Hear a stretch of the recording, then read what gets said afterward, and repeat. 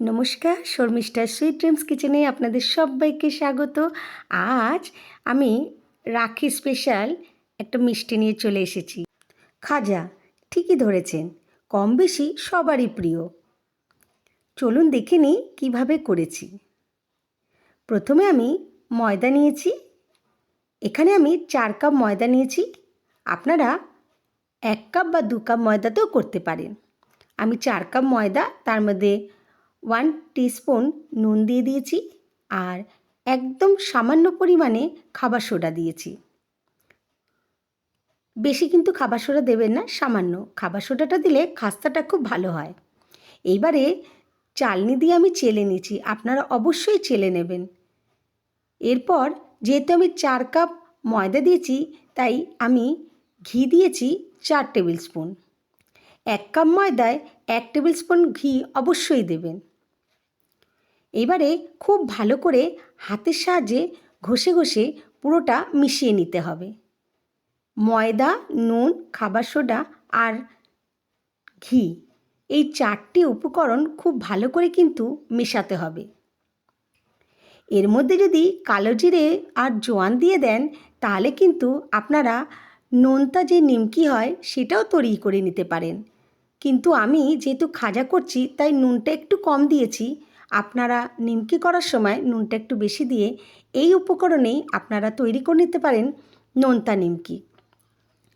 এই দেখুন, এইবারে জল দিয়ে অল্প অল্প করে আমি মেখে নিচ্ছি।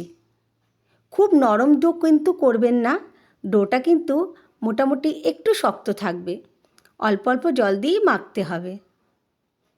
এই দেখুন, আমি মেখে নিয়েছি। এইবারে প্ল্যাটফর্মের ওপর রেখে খুব ভালো করে মেখে নিতে হবে, ঠিক আমি যেমন করে মাখছি। খুব কিন্তু নরম করা চলবে না। আমার মাখাটা দেখে নিন কেমন করে করেছি আমি।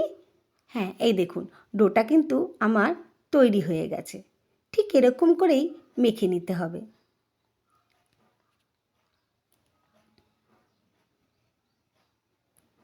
একবার করে দেখবেন, দুর্দান্ত খেতে হয়।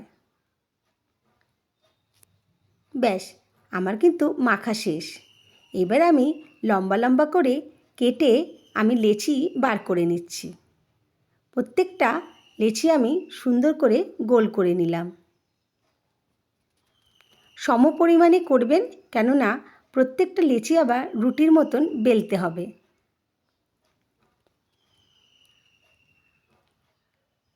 এই দেখুন, আমি লেচিগুলো তৈরি করে নিয়েছি।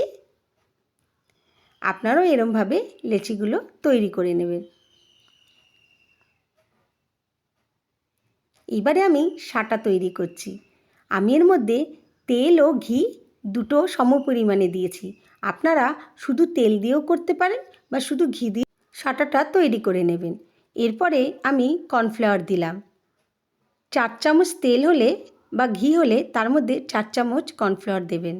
কেমন? এবার ভালো করে আমি মিশিয়ে নেব। এই দেখুন, খুব ভালো করে মেশাতে হবে। এবার যে লেচিগুলো বানিয়ে রেখেছিলাম, প্রত্যেকটাকে আমি বেলে বেলে রুটির মতন তৈরি করে নিচ্ছি। রুটিগুলো কিন্তু একই ধরনের বেলতে হবে, প্রত্যেকটা যেন মোটামুটি সমান হয়। এই দেখুন, আমি বেলে নিচ্ছি একটা একটা করে রুটি। আমার সব রুটি বেলা হয়ে গেছে। এবারে যে সাটাটা তৈরি করে রেখেছি ঘি আর কর্নফ্লাওয়ার দিয়ে, সেই কিছু পরিমাণ নিয়ে আমি রুটির ওপরে মাখিয়ে দিলাম। এরপর ওপর দিয়ে ছড়িয়ে দিলাম কিছুটা ময়দা। এরম করে প্রত্যেকটা লেয়ারেই আমি সাটাটা লাগিয়ে দিচ্ছি আর ওপর থেকে দিয়ে দিচ্ছি অল্প করে ময়দা ছড়িয়ে। অবশ্যই ময়দাটা ছড়াবেন, তাহলে কিন্তু খাজার যে লেয়ারগুলো হবে সেগুলো খুলবে। এই দেখুন, আমি প্রত্যেকটাতেই কিন্তু সাটা লাগানোর পরে একটু করে ময়দা ছড়িয়ে দিচ্ছি।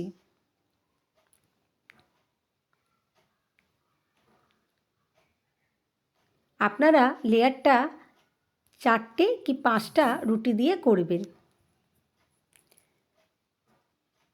দেখুন, আমি প্রত্যেকটা একের পর এক রুটি দিয়ে দিয়েছি। এবার হালকা হাতে বেলতে হবে, খুব বেশি চাপ দিলে কিন্তু হবে না। আপনারা অবশ্যই হালকা হাতে বেলে নেবেন। এই দেখুন আমি বেলে নিচ্ছি হালকা হাতে। চেষ্টা করবেন চৌকো করে বেলতে, গোল করে বেললে ধারগুলো ঠিক সাইজে আসে না, ওই জন্যে চৌকো করে বেলবেন।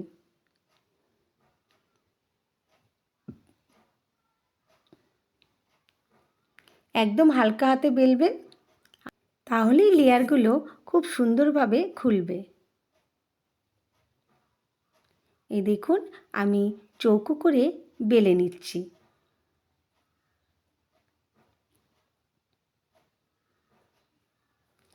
এইবারে কিন্তু এর ওপরেও আমরা সাঁটাটা লাগিয়ে দিলাম। খুব ভালো করে কিন্তু সাঁটাটা লাগিয়ে দিতে হবে। তারপরে ওপর দিয়ে ময়দা ছড়িয়ে দিলাম।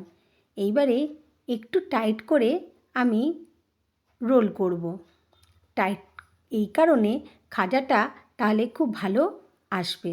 আপনি ঢিলা করে করলে কিন্তু মধ্যিখানটা খুলে যাবে, ওই জন্যে একটু টাইট করে আমি করে নিয়েছি। এই দেখুন লেয়ারগুলো কি সুন্দর এসেছে। ব্যাস, এরপর হালকা হাতে চেপে আমি বেলেন দিয়ে একটা একটা করে আকার দিয়ে দিলাম। একবার, এর বেশি কিন্তু বেলতে হয় না। এই দেখুন আপ অ্যান্ড ডাউন, প্রথমে আপ তুললাম তারপর ডাউন। ব্যাস, দুবার তিনবার চারবার করে কিন্তু বেলবেন না, তাহলে ভেতরে যে লেয়ার দেওয়া আছে সেই লেয়ারগুলো কিন্তু নষ্ট হয়ে যাবে। খুব হালকা হাতে কিন্তু বেলতে হবে।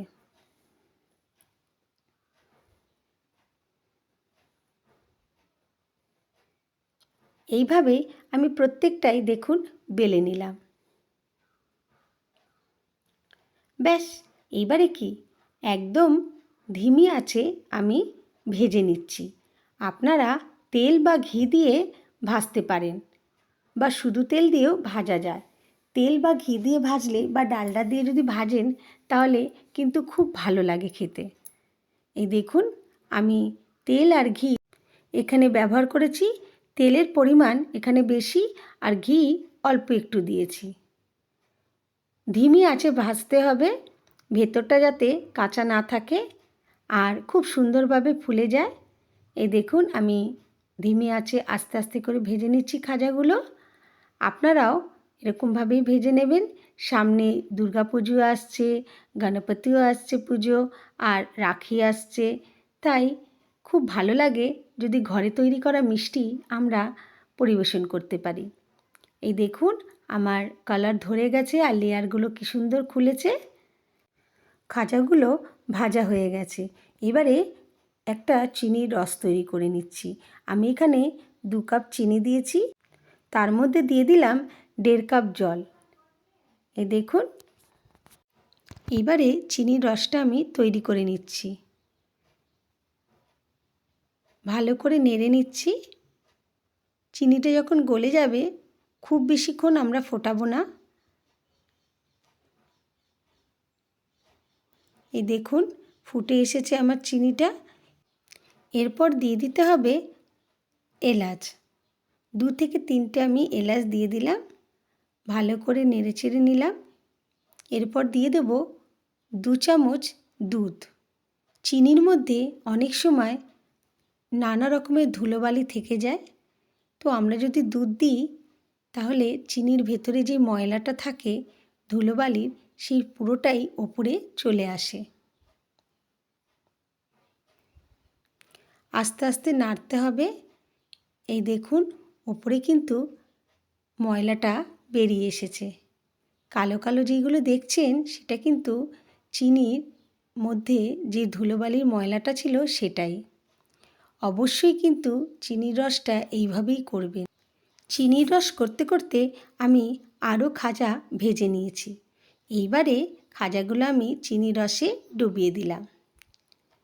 ভালো করে কিছুক্ষণ নাড়াচাড়া করে নেবেন, তাহলে দেখবেন চিনির রস পুরোপুরি খাজা টেনে নিয়েছে।